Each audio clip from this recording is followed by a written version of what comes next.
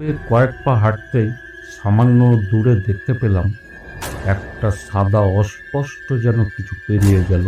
আমি থমকে গেলাম আর মনকে বোঝাতে লাগলাম, ভুল দেখছিস। কিন্তু কয়েক পা হাঁটতেই আবার সেই একই দৃশ্য দেখতে পেলাম। আমি কি করব ভেবে না পেয়ে যতটা সম্ভব জোরে হাঁটতে লাগলাম। কয়েক মিনিট হয়তো হেঁটেছি, তখন হঠাৎ সামনে দেখি একটি মেয়ে আমার আগে আগে হাঁটছে। আমার পা দুটো দাঁড়িয়ে গেল, পা দুটোকে কেউ যেন বেঁধে দিয়েছে। মেয়েটি হাঁটতে হাঁটতে আমার সামনের জঙ্গলে মিলিয়ে গেল। মেয়েটি কখন এলো, কোথা থেকেই বা এলো, আর কোথায় চলে গেল? কয়েক মুহূর্তের মধ্যে ঘটনাটা ঘটে গেল।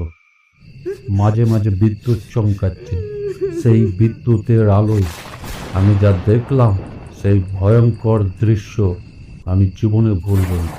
দেখলাম গাছের নিচে সাদা কাপড় পরা একটি মেয়ে দাঁড়িয়ে, তার লম্বা চুল দিয়ে মুখটা ঢাকা। আমি প্রাণপণে দৌড়াতে শুরু করলাম। তখন একটা শয়তানি হাসি গোটা জঙ্গলে ভেসে বেড়াতে লাগলো।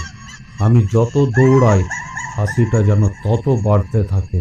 আর সাদা কাপড় পরা মেয়েটি কখনো আমার ডান দিকে গাছে, কখনো বাম দিকে, আবার কখনো আমার সামনে একবার করে প্রকট হচ্ছে, তারপরে মিলিয়ে যাচ্ছে।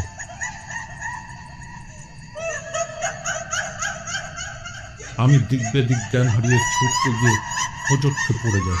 সেই অবস্থায় কোনোভাবে দাঁড়াতে গিয়েই দেখলাম আমার সামনের